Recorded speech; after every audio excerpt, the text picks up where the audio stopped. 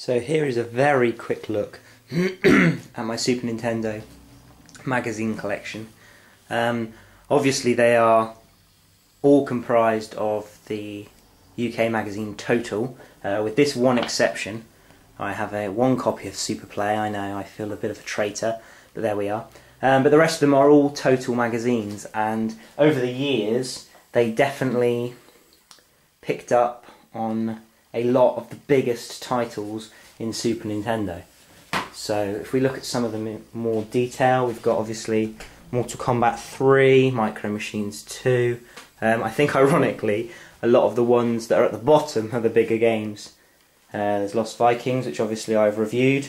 This was the cover they did when they gave the first 99%, which was for the Super Nintendo game Mario All-Stars. Ironically, they never gave a Super Nintendo game 100%. The only game that got 100% in Total Magazine was Super Mario 64 for the N64, which I think nowadays we all know is a very good game, but I think a lot of us would admit that actually, topped with something like Super Mario All-Stars, which is 4 games in one, and 4 of the best Nintendo games ever in one, probably a bit of a push. Other games that were big that I don't particularly like, Stunt Race FX got their own cover. I think Starwing probably got its own cover at some point. There's Earthworm Jim over there. They did a Doom vs Killer Instinct special, which is ridiculous because, you know, those games are nothing like each other. Street Fighter featured on a lot of the covers. There's the cover for Super Street Fighter 2 with Cammy and DJ on the front. Here's the Street Fighter 2 cover that they did, which I think was very, issue 8. So I think it was about issue 5 that the Super Nintendo first started appearing in the magazine, because obviously before then it had just been a Nintendo magazine. I do have a copy of every single one.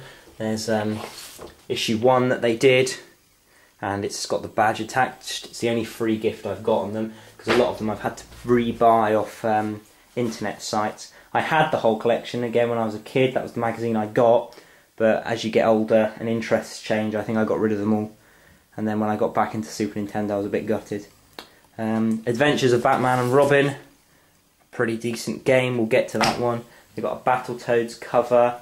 Obviously, it wasn't just a Super Nintendo magazine, so some of these are Nintendo or even Game Boy games. They did a Solid Gold Awards for number 50, where they gave games a bunch of scores and made up awards, obviously.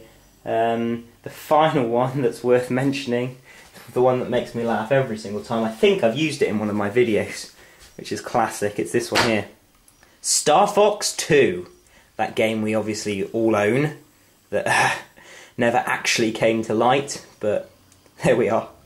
Everybody's allowed to make some mistakes.